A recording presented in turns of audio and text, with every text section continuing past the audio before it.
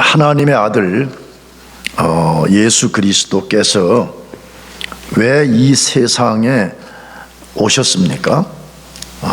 지금은 인류 역사의 가장 신비하고 위대한 사건인 예수님이 인간의 몸을 입고 이 땅에 오신 것을 기념하는 성탄의 계절입니다.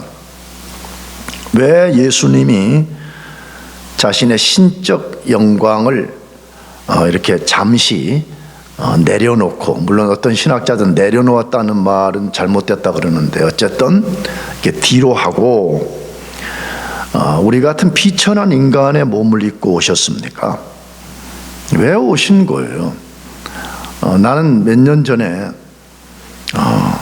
성탄의 진정한 의미를 모르고 성탄을 보내는 것은 예수 그리스도를 욕되게 하는 것이라는 말을 한 적이 있습니다. 왜 예수님이 이 세상에 오셨습니까? 성부 하나님의 예정을 성취하러 오셨습니다.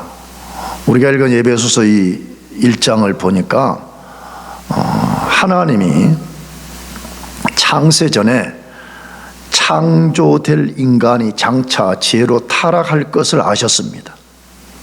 그럼에도 불구하고 만물을 창조하시고 그 중에 일부를 구원하기로 예정을 하셨습니다. 미리 정했다 그 말입니다.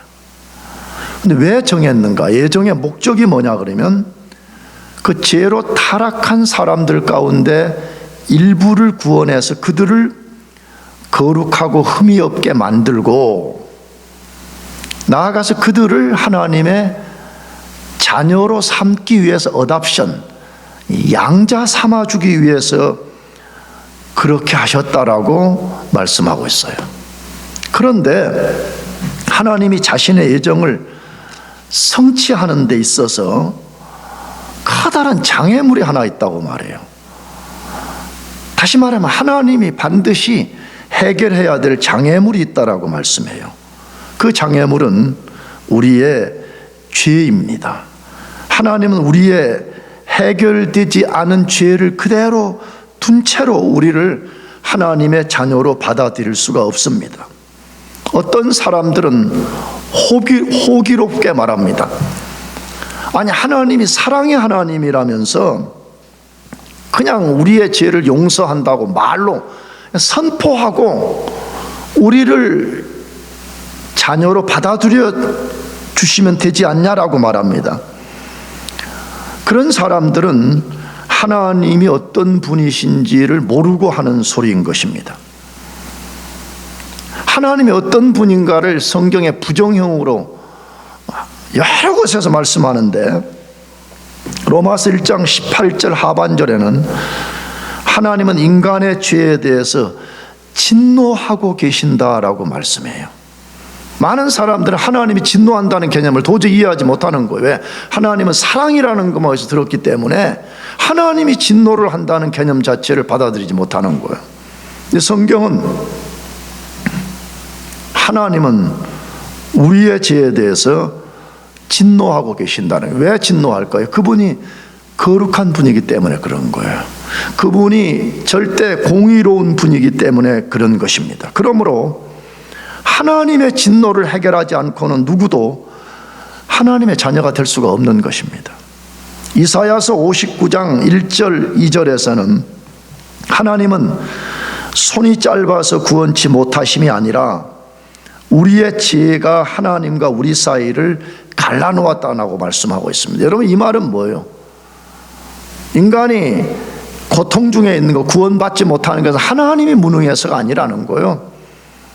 인간의 죄 문제가 해결되지 못하기 때문에 하나님이 그들을 건져내지 않는다, 지금 그런 논리로 말하는 거예요.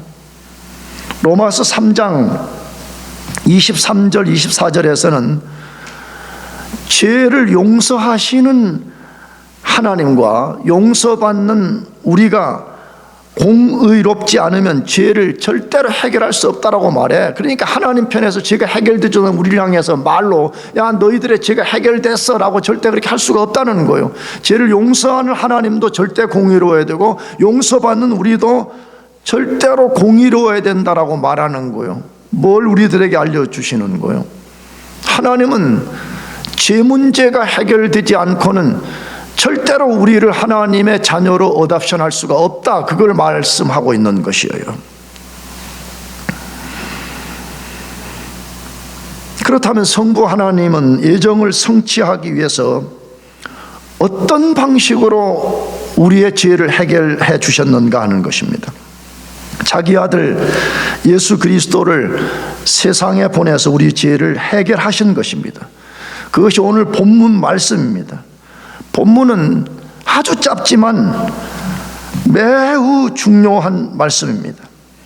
성자 하나님이 우리 죄를 어떻게 해결하고 우리를 하나님 자녀 되게 해주셨는지를 알려주는, 사실은 성경의 핵심적인 전체 이야기를 여기 짧게 압축을 시켜 놓은 것입니다. 그러므로 우리가 이 사실을 정확하게 알아야 됩니다. 다시 말하면 죄인인 우리가 어떻게 하나님의 자녀가 되었는가 하는 그 메커니즘을 우리가 정확하게 알아야 된다, 그 말입니다. 그럴 때만 에베소서 1장에서 말하는 우리의 존재 이유 목적인 하나님을 더 많이 찬양할 수가 있다고 말하는 거죠. 그렇잖아요. 하나님을 찬양하란다고 찬양이 되는 게 아니에요.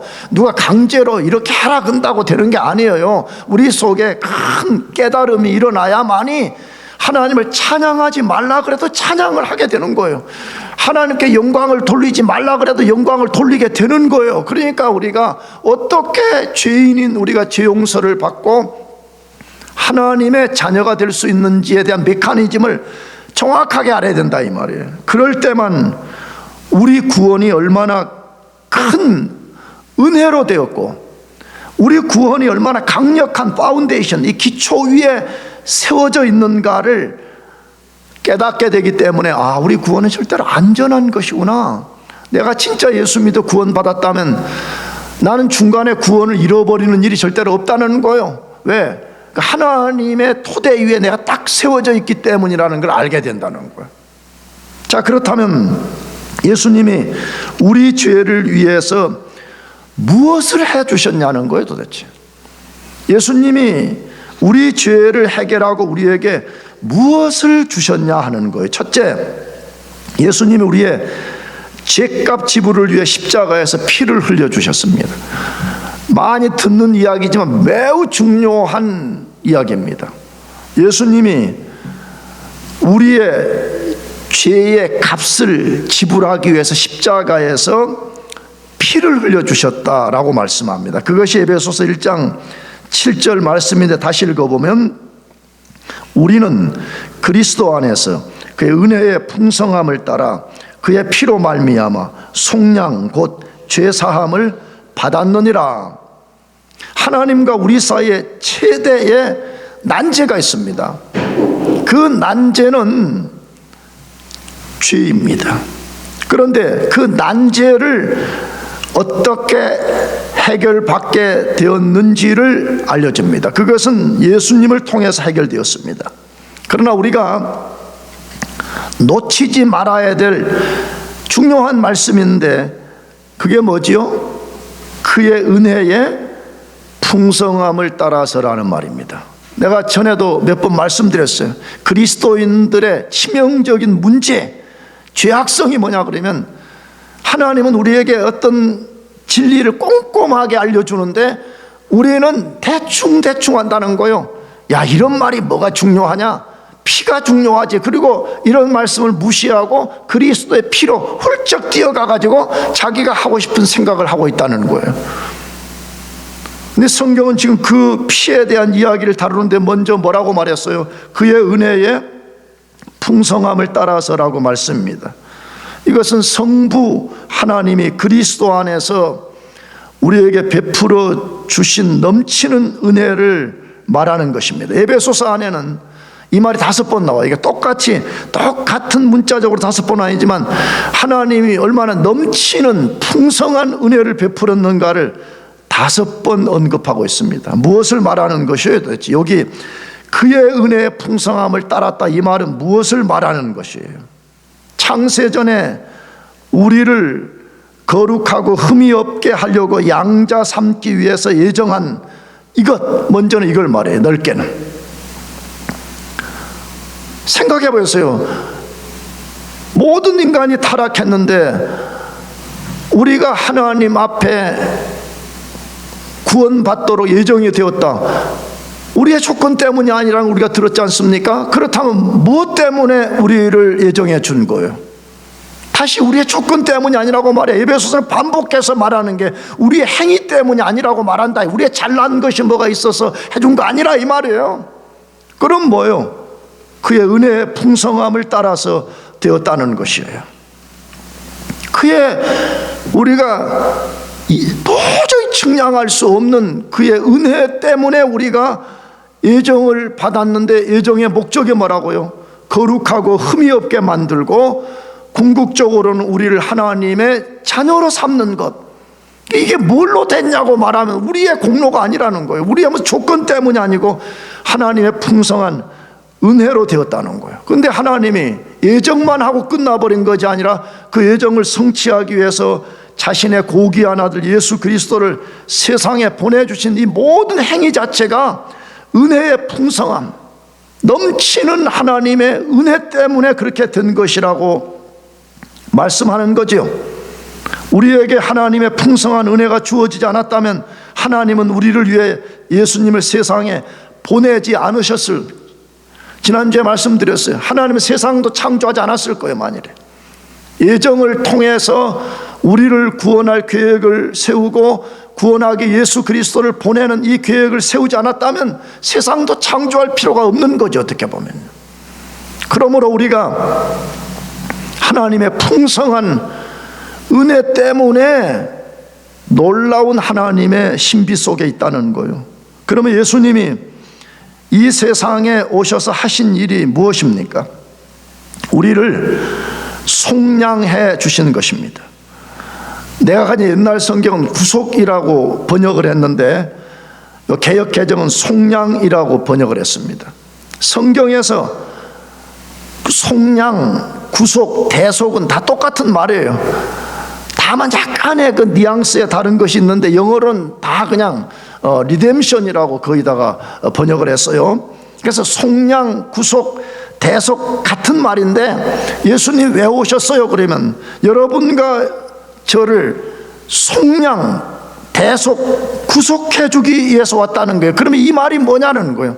이 말은 원래 노예된 사람을 자유하게 하기 위해서 몸값을 지불하고 구출해 주는 모든 행위를 리뎀션이라고 말해요.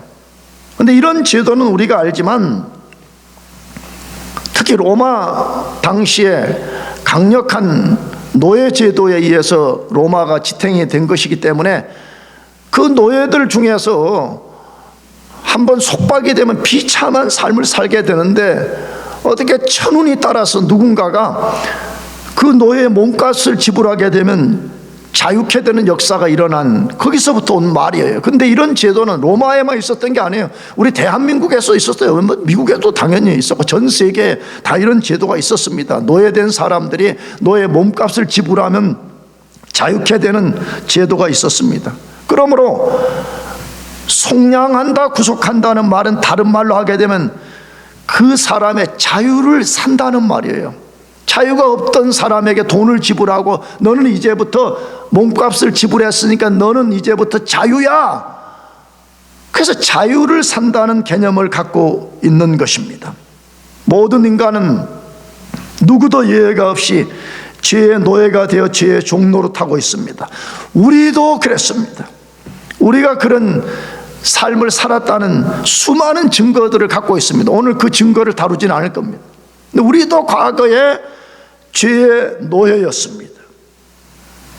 노예가 몸값을 지불하지 않고는 자유할 수 없듯이 우리도 죄값 지불 없이는 자유할 수가 없습니다. 우리 스스로는 죄인이기 때문에, 다시 말하면 우리의 죄 문제를 우리 스스로 해결하고 하지 못하기 때문에 죄값을 지불할 수가 없습니다. 그래서 예수님이 대신 지불해 주신 것입니다. 이것이 복음입니다. 이것이 굿뉴스예요. 왜? 내가 내 죄값을 지불하기 위해서 십자가에 달리고 지옥에 떨어진다 그러면 그건 굿뉴스가 아닙니다.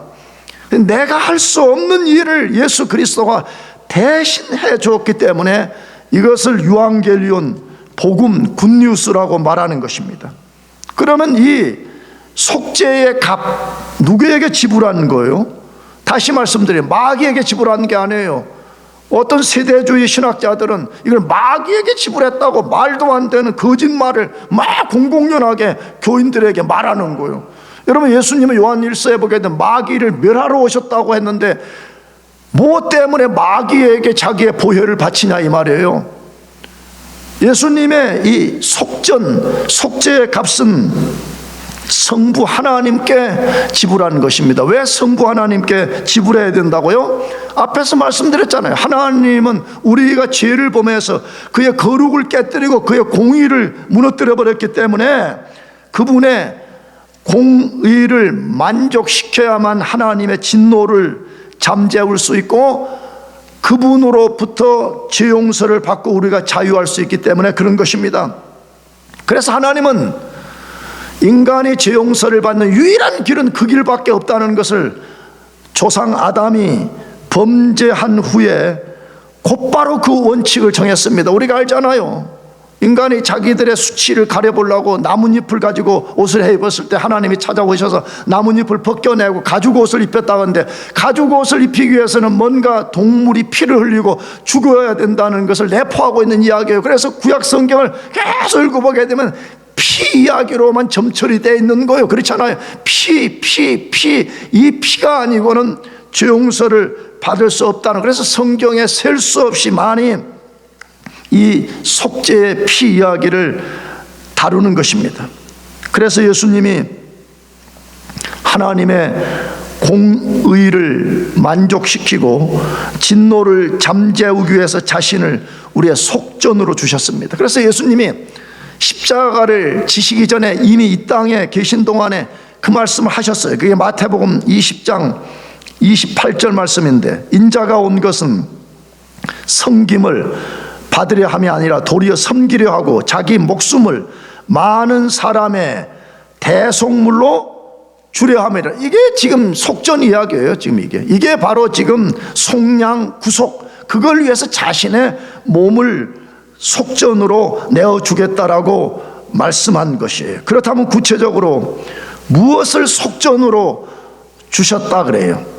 방금 읽은 말씀에도 자기 목숨을 그렇게 말했죠. 그렇죠? 자기 목숨을 많은 사람의 대속물로 주었다 그랬는데 에베소서 바울은 뭐라고 말했어요? 그의 피가 속전이라 그렇게 말하고 있습니다. 그럼 뭔가 성경을 읽을 때 이게 뭔가 다른 건가? 마태복음은 목숨이라 그랬는데 왜 바울은 피라고 했냐? 여러분, 우리가 성경은 모순되는 게 하나도 없습니다.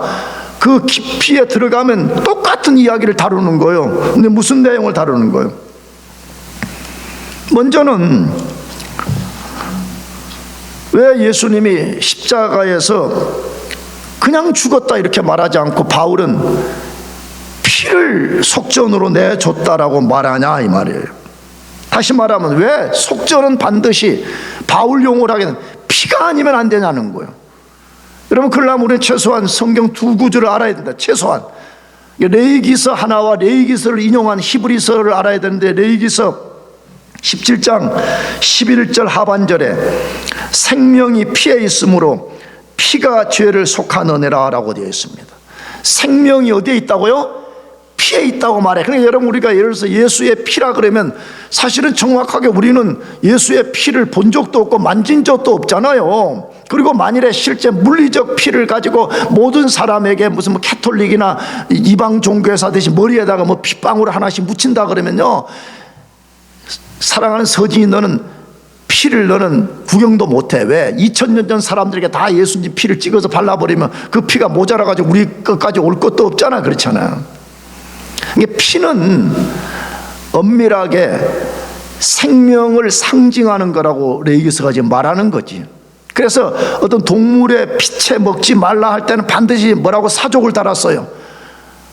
피에는 생명이 있느니라 그랬죠. 그러니까 내가 피를 흘렸다는 말은 내 생명을 내어줬다 그 말이에요. 똑같은 말이에요. 그래서 그것을 히브리서 9장 22절에 인용해서 피 흘림이 없이는 사함이 없기 때문에 피를 흘리지 않으면 안 된다 그 말이죠. 그러므로 피를 흘렸다는 말은 생명을 내어줘야 됐다는 말인데 우리의 생명으로는 불가능한 거예요. 왜? 우리는 죄를 가진 유한한 생명체이기 때문에 대속의 제물이 될 수가 없어요. 그래서 무죄한 생명을 가지신 예수님 그분이 우리의 죄값으로 자신의 생명을 내어주는 거예요. 그래서 우리 죄값을 완전히 지불해버린 거예요. 단 하나도 남기지 않았어요.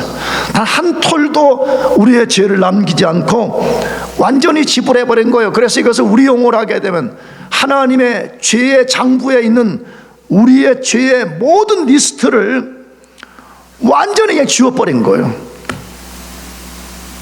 이게 잘 안 믿어지는 거예요. 왜냐 그러면 자꾸 우리는 죄를 짓고 사는데 이걸 완전히 지워버렸다 그러니까 이게 잘 안 믿어지니까 갈등 관계에 있는 거예요. 그런데 하나님은 예수 안에 있는 우리의 죄를 완전히 씻어내버렸다고 말해. 그 대표적인 말씀 중에 하나가 베드로 전서 1장 18절 19절인데 너희가 알거니와 너희 조상이 물려준 헛된 행실에서 대속함을 받은 것은 은이나 금같이 없어질 것으로 된 것이 아니요 오직 흠없고 점없는 어린 양 같은 그리스도의 보배로운 피로 된 것이니라. 할렐루야. 이걸 우리가 믿어야 돼. 이걸 진짜 그리스도의 그 보배로운 피로서 우리의 죄를 깨끗이 씻어냈다고 말합니다. 그렇기 때문에 이게 우리가 영원히 찬송할 이유가 여기에 있는 거예요. 왜 에베소서에는 성부와 성자와 성령이 하신 일 제일 끝에마다 그를 찬미케 하려 함이라 찬미케 하려 함 이렇게 다루는 거예요. 여러분 우리가 영원히 찬송할 이유가 예수가 우리의 구속이 되었다는 거예요. 고린도전서 1장 30절 말씀처럼 그가 우리의 속죄 제물이 우리의 죄값을 대신 지불한 게 된 거예요. 그렇잖아요. 생각해보세요. 여러분 우리가 꼭 영적인 게 아니어도 어때 속박이 돼가지고 있어요. 그런데 누군가가 대신 내 문제를 탁 해결해 주면 우리가 평생 그 사람이 고맙잖아요. 그렇잖아요. 그런데 우리가 영과 육의 완전한 죄의 종이 되어서 속박되어 살고 있었는데 예수님이 그의 무제한 생명의 피를 흘리심으로 우리의 죄값을 완전히 지불해버린 거예요. 이게 우리의 능력이에요. 사실은요.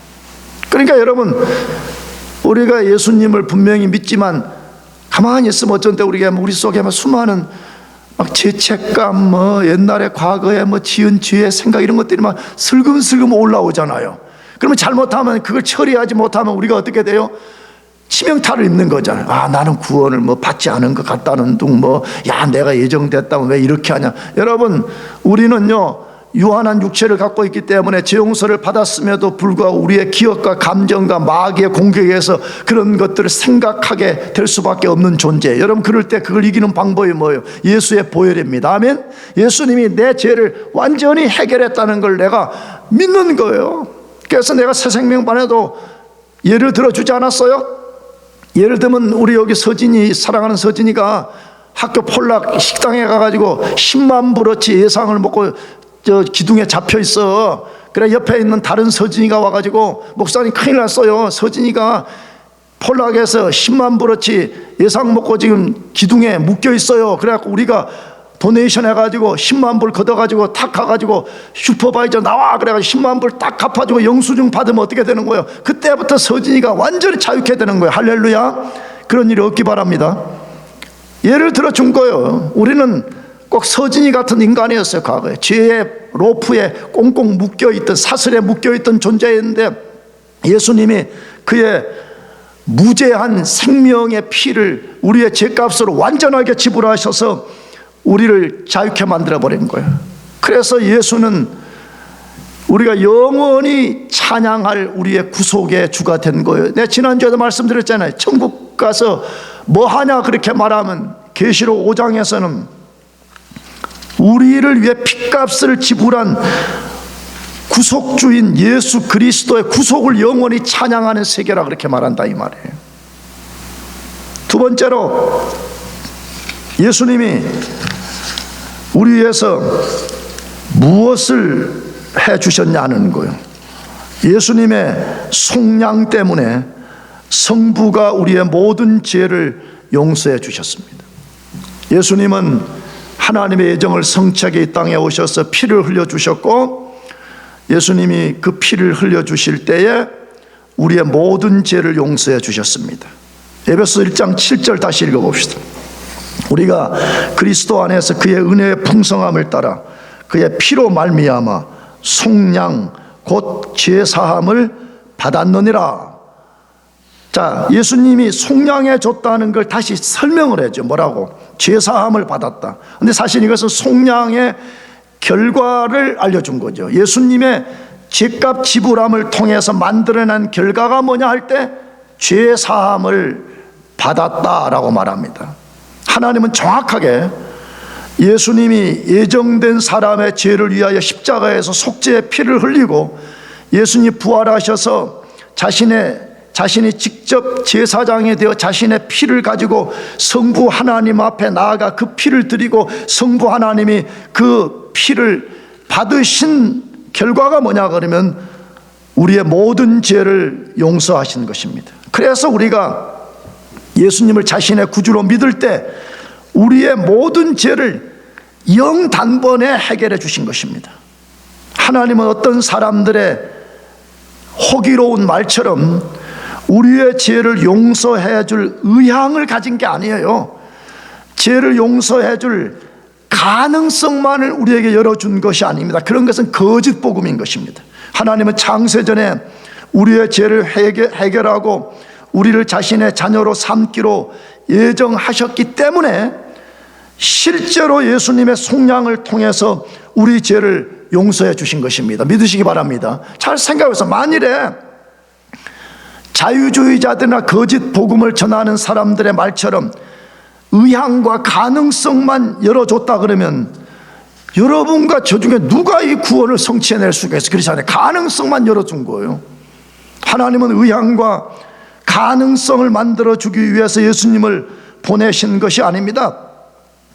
실제 예정된 우리의 죄를 실제적으로 해결해 주신 것입니다.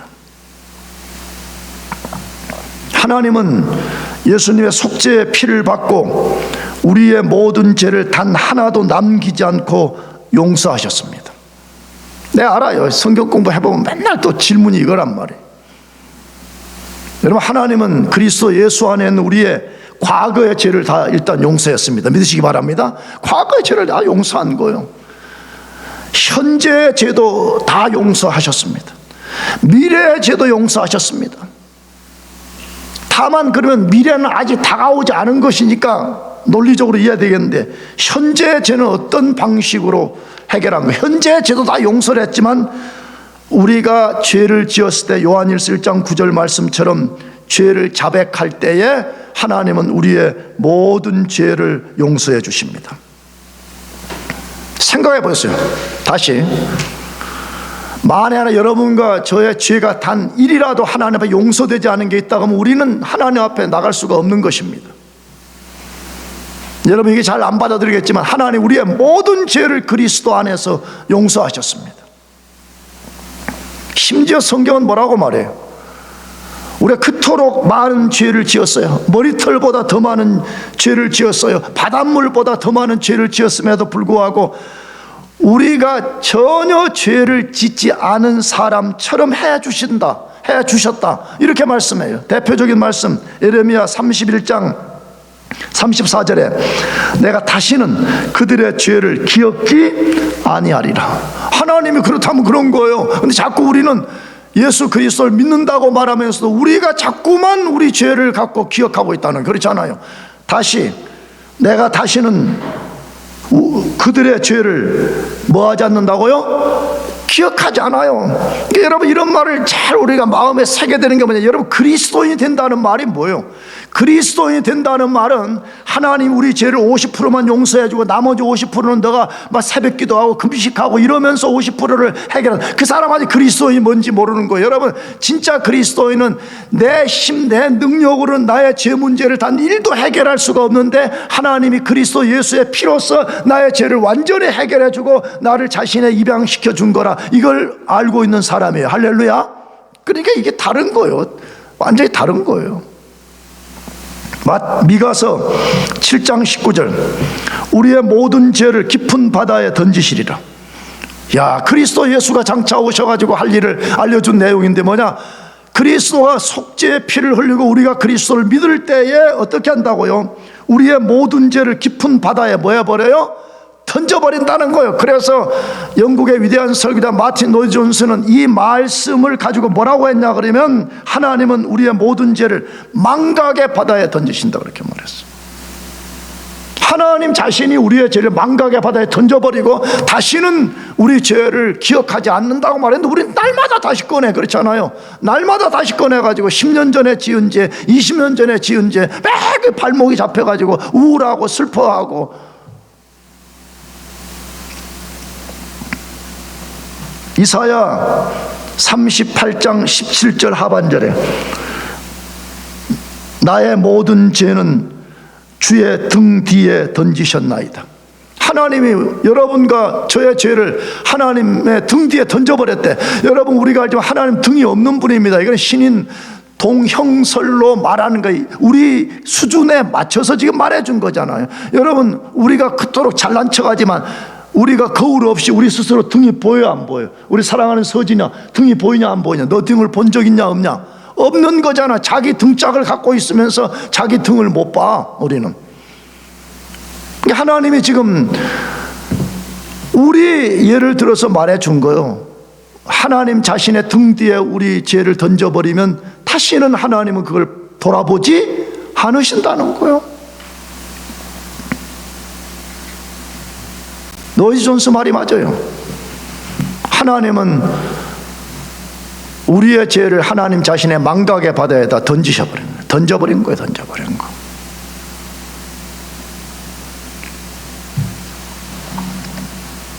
그럼 어떻게 그것이 하나님께 가능하셨다고요? 예수님의 피의 속량 때문에 가능한 것입니다. 다시 말하면 예수님 그분의 무제한 생명의 고귀한 가치 때문에 그렇습니다. 만일에 유한한 인간인 우리가 죄가 없다고 만약 전제하고 내가 여러분을 위해 죽어준다고는 불가능해요. 왜냐 그러면 내 유한하지만 무제한 피의 가치가 좀 있기는 있지만 전부를 덮을 수가 없단 말이에요. 내가 우리 서진이 피는 죄는 내가 덮어줄 수 있지만 다른 사람의 죄를 덮을 수 있는 능력이 부족한 거예요. 근데 예수님의 피는 왜 모든 인간의 죄를 덮을 수가 있는 거예요? 그분이 하나님이시기 때문에 그런 거예요. 그분이 모든 모든 고귀함을 초월해서 존재하시는 분이기 때문에 예수님의 피로 해결하지 못할 죄는 아무것도 없습니다. 어떤 사람의 죄가 아무리 크다, 높다, 넓다, 많다, 예수님의 피로서 씻지 못할 죄는 아무것도 없습니다.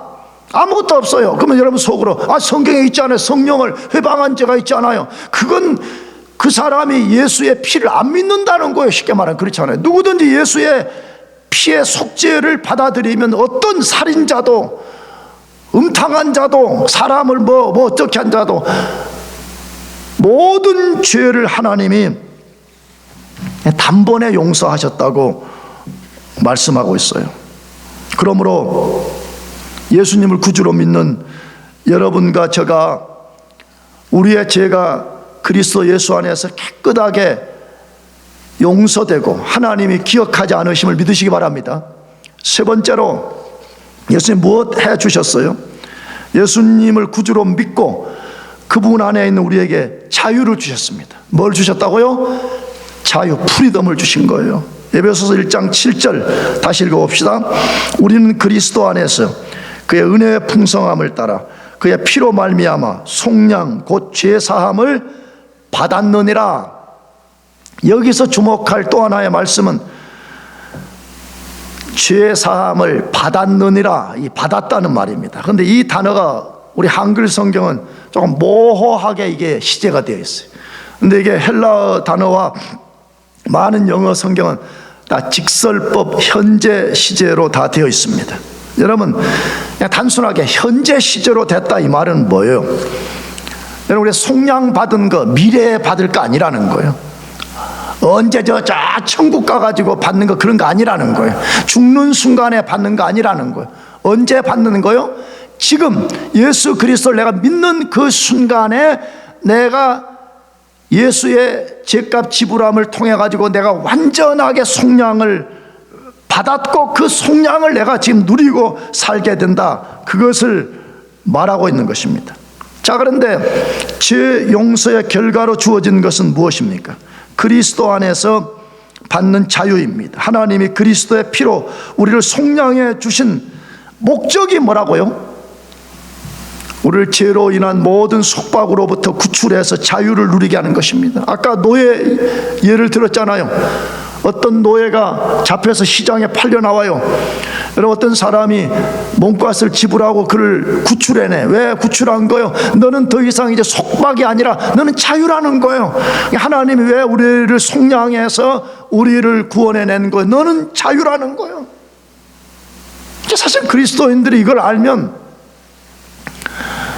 속박받을 게 아무것도 없습니다. 사실 그리스도인은 속박할 게 아무것도 없어요. 좀 술을 마셔야 되냐, 담배를 피워야 되냐, 맨날 뭐 교회 오면 자꾸 그런 거 질문하고 있어. 물론 나도 옛날에 예수 믿을 때 그랬어요. 근데 그런 거는 전혀 문제가 안 되는 겁니다. 그런 것이 기독교의 본질이 아닌 거예요. 심지어 내가 우리 교인들에게 주의를 목숨을 걸고 우리 사랑하는 서진이, 이쁜 서진이처럼 이렇게 지켜라 내가 말한단 말이야. 그렇지? 근데 사실은 엄밀하게 우리는 알아요. 이게 뭐 주일에 한 번 교회 안 나오면 뭐 다리가 부러지고 무슨 뭐 암 걸리고 뭐 사업이 무너지고 그런 게 아니란 말이에요. 그런 차원으로 하는 말이 아닌 거예요. 우리는 모든 것으로부터 자유케 되어버리는 거예요. 11조도 뭐 안 해도 되는 거예요. 헌금도 안 해도 되는 거예요. 근데 왜 나는 자꾸 그래도 해보라고. 학생들이니까 돈도 없지만 그래도 일부러라도 해보라고. 왜 그러냐? 그분이 우리의 왕이시기 때문에 그런 거예요. 아멘? 서진이 아멘? 이쁜 서진이 아멘? 오늘 했어 안 했어? 할렐루야. 아니, 예수님이 뭐 탄생했는데 뭐 동방 박사들이 와가지고 뭐 3가지 선물을 갖고 왔다고 왜 그들이 선물을 드린 거예요? 왜 드렸죠? 그 아기 예수가 누구라는 거예요? 왕이라는 거잖아요. 왕이라는 거잖아요. 우리 그래서 헌금하는 거예요. 여러분, 교회 안 섬겨도 돼요 사실은. 근데 왜 우리가 교회 축도로 충성하는 거예요? 은혜로 나를 속량해 주신 게 너무 감사한 거예요. 은혜로 속량해 주신 이 은혜가 감사해서 내가 그 은혜를 1000만분의 1, 억만분의 1도 갚을 수 없지만 그래도 내가 그 은혜에 감사해서 내가 하는 거 아니에요? 그리스도인들은 완전한 자유예요. 그래서 내가 아까 인용했던 마틴 노이 존스 같은 경우에는 그리스도인들은 꼭 너무 자유를 완전하게 받아서 방종주의자처럼 받았다라는 비슷한 말을 했어요. 사실이에요. 우리는 물론 방종으로 절대 빠질 수 없지만 방종에 가까운 유사한 그런 완전한 자유를 받은 거예요. 우리를 얽어맬 수 있는 게 아무것도 없는 거예요 사실은요. 그럼 뭘로부터 우리를 자유케 만들었어요? 첫째, 모든 죄로부터 자유케 해주셨습니다. 오늘 본문에서 속량 곧 죄사함을 받았느니라고 분명하게 말씀합니다. 많은 성경에 우리는 예수의 피로 죄사함을 받았다라고 말하고 있습니다. 여러분, 죄가 얼마나 교활하고 야비하고 잔인한 것인지 압니까? 사람들이 죄가 뭔지를 모르니까 죄에 속임당해가지고 죄에 속박을 당하고 있음에도 그걸 못 깨달은데, 여러분, 죄사함을 받는 것만큼 좋은 게 없습니다. 다윗이 우리아래 밧세바를 범하고 쓴 시편 51편과 34편을 보게 되면 자기 뼈가 썩은 것 같다 그랬잖아요. 죄의 문제가 해결되지 않을 때 뼈가 썩음. 다윗 오늘날 캔서 걸린 거예요. 캔서의 고통 때문에 3기 말기에 걸려가지고 몰핀을 맞지 않으면 그냥 고통에 못 견디는 것처럼 끊임없이 영혼을 고통스럽게 만드는 것이 죄라는 것이. 근데 우리의 모든 죄를 속량했습니다. 근데 죄에는 뭐가 있어요? 최소한 이 두 가지 아래 죄의 세력, 죄의 세력이라는 게 있어요. 첫째는 죄의 세력, 두 번째는 죄의 책임. 그건 뭐죠? 반드시 죄 문제가 해결되는 죄의 책임을 내가 져서 죄값을 지불하기 위해서 내가 지옥에 떨어져야 되는 거예요. 근데 우리는 죄의 세력과 죄의 책임으로부터 완전히 자유케 된 것입니다. 두 번째로 율법의 정죄로부터 자유하게 되었습니다. 율법은 하나님의 말씀이어서 아주 고귀한 것인데 우리가 못 지켜요. 100% 지킬 능력이 아무도 없어요. 그러니까 오히려 율법이 자꾸 우리를 정죄한대. 장 목사, 너는 성경에 이렇게 기록되어 있는데 왜 이러한 죄를 지었어라고 자꾸 우리를 정죄한다. 너는 죄인이다. 이렇게 한다 이 말이에요. 그런데 놀라운 사실은 우리를 이 정죄로부터 완전히 자유케 만들어줬다고 말해. 그걸 골로새서 2장 14절에 우리를 거스리고 우리를 대적하는 의문에 쓴 증서를 도말하시고 제하여 버리사 십자가에 못 박으시고. 어떻게 이걸 제해버리냐. 이걸 원래 말은 여기 도말이란 말은 고무지우개 있잖아요. 고무지우개 우리 학교 다닐 초등학교 때 서진아 쓰던 고무지우개 있지. 그거 뭐 산수 같은 잘못 풀면 어떻게 고무지우개로 다시 지우잖아. 깨끗하게. 그걸 말해. 원래 우리는 죄의 장부에 우리 죄가 낱낱이 원래 기록되어 있던 사람이에요. 그 해결되지 않으니까 그것이 날마다 우리를 정죄했단 말이에요. 근데 하나님이 그리스도의 피로써 고무로 잘못된 걸 지워버리듯이 우리를 깨끗하게 지워버려서 더 이상 율법이 우리를 정죄할 수 없게 만들어버렸다는 거예요. 세 번째, 마귀의 세력으로부터 자유하게 되었습니다. 골로새서 1장 13절에 그가 우리를 흑암의 권세에서 건져내사 그의 사랑의 아들의 나라로 옮기셨느니라. 여기 흑암의 권세가 마귀를 지칭하는 거예요. 마귀와 그의 졸개들인 귀신들과 하늘의 악한 악령들의 모든 것을 통칭하는 말인데 과거에 우리는 그 세계에 갇혀서 있었어요. 거기로서 자유케 되는 거예요. 얼마나 좋아요. 얼마나 좋아요. 여러분들 진짜 예수 믿고 그리스도 안에 자유케 된 게 진짜 좋아요? 너무 좋은 거예요. 이 자체가. 예수 믿는 게 기쁘고 신나고 소망이 있고 자유하고 생명이 있고 넘치고 그런 거예요. 이게 네 번째, 우리는 세상으로부터 자유하게 되었습니다. 갈라디아서 1장 4절에 그리스도께서 하나님 곧 우리 아버지의 뜻을 따라 이 악한 세대에서 우리를 건지시려고 우리 죄를 위하여 자기 몸을 들이셨으니라고. 악한 세대, 맨날 아메리칸 드림만 꿈꾸는 사람은 왜 이게 악한 세대냐 그렇게 말했지. 이 세상은 악한 성향을 가지고 있고 그리스도가 재림하는 그날에 약한 세대의 성향을 불러서 심판할 것인데 만일에 우리가 그 건짐을 받지 못했다 그러면 우리는 세상과 함께 우리는 진멸을 당하는 것입니다. 근데 우리는 현재도 악한 성향을 따라 살지 않아요. 진짜 그리스도인들은 100%는 아니지만 우리는 거의 이 악한 세대 성향을 따라 살지 않아. 이 세상이 별로 좋지가 않아. 이 세상이 좀 불편해. 서진이 어때? 세상이 너무 좋아? 세상이 너무 익숙해? 세상이 너무 그냥 골절스 막 이래? 그러면 심각한 거예요. 그건 내가 보기에는. 탁 흑암의 권세에서 건짐을 받아서 하나님의 사랑의 아들로 탁 넘겨오면요, 벌써 이 사람의 세계관과 가치관이 딱 변하기 때문에 그때부터 세상이 뭔가 이상한 거예요. 그렇게 내가 과거에 좋았던 세상이 익숙하지가 않은 거예요. 불편한 거예요. 뭔가 잘못됐다는 것을 알게 되는 거예요. 다섯 번째, 사망으로부터 자유하게 되었습니다. 인간의 최대 두려움과 공포는 죽음이에요. 뭐 어떤 사람들은 뭐 죽는 게 뭐가 두렵냐 근데 그건 뻥치는 거예요. 사실은요, 막상 자기 자신이 죽음 앞에 딱 직면해봐요. 죽음보다 공포스러운 것이 어디에 있습니까? 근데 그리스도인들은 이 죽음의 공포에서부터 우리는 완전히 벗어나 버린 거예요. 고린도 전서 15장 54절 55절 이 썩을 것이 썩지 아니함을 입고 이 죽을 것이 죽지 아니함을 입을 때에는 사망이 이김에 삼킨 바 되리라고 기록된 말씀이 응하리라. 사망아 너의 이기는 것이 어디에 있느냐? 사망아 너의 쏘는 것이 어디에 있느냐? 여러분, 예수님의 부활에 대한 이야기인 것이 그렇잖아요. 예수님 부활과 장차 예수님의 재림 때 일어날 모든 일을 총칭하는 것인데, 여러분, 그리스도인도 그리스도가 재림하기 전에 죽을 수가 있습니다. 나도 사실은 우리 동기들한테 그런 이야기를 한 적이 있어요. 동기들이 나에게 하고 들어가니까 죽음에 대한 생각들을 많이 한다면 나도 많이 하고, 그래서 내가 조금 유명한 말을 했다고 그때 여러분에게 한번 소개한 적이 있어요. 오래전에. 죽음이 두려운 게 아니라 죽음의 과정이 두렵다고. 이게 내가 뭐 캔서가 걸려 죽을 건지 뭐 교통사고로 죽을 건지 그런 게 두렵다 그 말이에요. 근데 왜 죽음이 두렵지 않냐? 내가 죽는 순간에도 시편의 말씀처럼 하나님은 영영한 우리의 하나님이시고 우리 죽을 때까지 인도한다는 말씀이 있잖아요. 내가 그 메커니즘을 100% 모르지만 내가 만일에 오늘 밤에 죽는다면 내가 죽는 순간에 하나님이 내 영혼을 탁 거두어 가지고 하나님 품속으로 취하여 가실 거기 때문에 그리스도인들은 죽음이 두렵지가 않은 거예요. 죽음이 두려운 이유는 뭐예요? 죽음 자체가 공포이다 아니면 죽음 너머에 무엇이 있는지를 모르기 때문에 절망 속에서 공포에 떠는 거잖아요.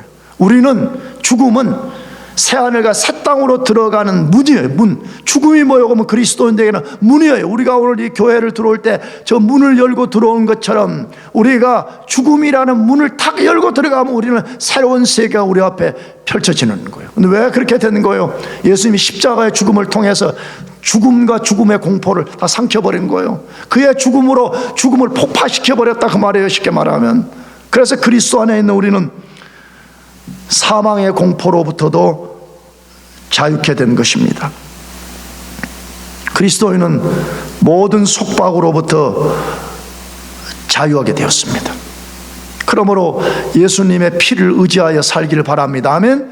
그것밖에 능력이 없는 거예요. 그러니까 찬송가를 기록한 작사, 작곡, 그 당시에 그 신령한 은혜들을 입었던 사람들이 요즘 관점에서 보면 뭐 찬송이 이렇게 구닥다리야 그럴지 몰라도 그 속에를 가만히 들어보면 얼마나 이 사람들이 그리스도의 그 신비한 그 사역과 그의 위대함을 깨달았으면 그런 찬송을 쓴 거예요. 왜? 보혈의 능력이라는 거예요. 그리스도의 보혈만이 우리의 능력이라 그렇게 말하는 거죠. 사랑하는 교회 여러분들, 예수 그리스도가 왜 이 세상에 오신 거예요? 성탄에 가서 방탕하고 우리 쾌락을 즐기라고 오신 거예요? 그런 거 아니잖아요. 우리를 모든 속박으로부터 자유하게 만들고 그 자유를 가지고 더 이상 죄를 위하여 살지 말고 하나님을 섬기는 데 사용하라고 그 자유를 주신 거잖아요. 성탄에 오신 예수 그리스도, 그분을 기억하고 그분의 행하심을 영원히 찬송하고 그분의 영원한 구주의 칭호를 기억하며 살아가시기를 바랍니다. 기도하겠습니다.